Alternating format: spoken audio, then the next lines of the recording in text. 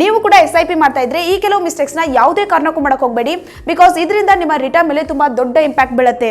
Number 1, ನೀವು invest ಮಾಡುವಂತ fund ನೇಮಲ್ಲಿ direct plan ಅಥವಾ ಡೈರೆಕ್ಟ್ ಗ್ರೋತ್ ಅಂತ ಇದೆಯಲ್ವಾ ತಳಿ ಚೆಕ್ ಮಾಡ್ಕೊಳ್ಳಿ. ಬಿಕಾಸ್ ಅದೇನಾದ್ರೂ ರೆಗ್ಯುಲರ್ ಪ್ಲಾನ್ ಆಗಿದ್ರೆ ಅವಾಗ ಡಿಸ್ಟ್ರಿಬ್ಯೂಟರ್ ಕಮಿಷನ್ ಕೂಡ ಇನ್ಕ್ಲೂಡ್ ಆಗಿ ಎಕ್ಸ್ಪೆನ್ಸ್ ರೇಷಿಯೋ ಜಾಸ್ತಿ ಆಗುತ್ತೆ.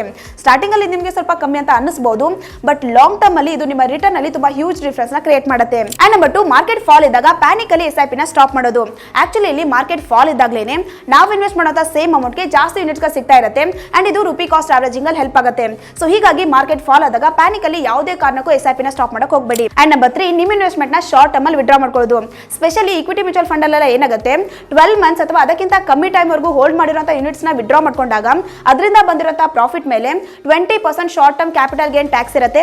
ಅಂಡ್ ಇನ್ ಕೆಲವೊಂದಿಷ್ಟು ಫಂಡ್ಸ್ ಅಲ್ಲಿ ಅರ್ಲಿ ವಿಡ್ರಾವಲ್ ಗೆ ಎಕ್ಸಿಟ್ ಲೋಡ್ ಕೂಡ ಇರುತ್ತೆ. ಸೊ ಇಲ್ಲಿ ನಾನು ಜಸ್ಟ್ ಮೇನ್ 3 ಪಾಯಿಂಟ್ಸ್ ನ ಕವರ್ ಮಾಡಿದ್ದೀನಿ. SIP ಮಾಡಬೇಕಾದ್ರೆ ಇನ್ನೂ ಹಲವಾರು ಕಾಮನ್ ಮಿಸ್ಟೇಕ್ಸ್ ನ ನೀವು ಮಾಡ್ತಾನೆ ಇರ್ತೀರಾ. ಸೊ ಅದ್ರ ಬಗ್ಗೆ ಕೂಡ ಡೀಟೇಲ್ ಇನ್ಫಾರ್ಮೇಷನ್ ಬೇಕು ಅಂದ್ರೆ ಜಸ್ಟ್ SIP ಅಂತ ಹೇಳಿ ಕಮೆಂಟ್ ಮಾಡಿ.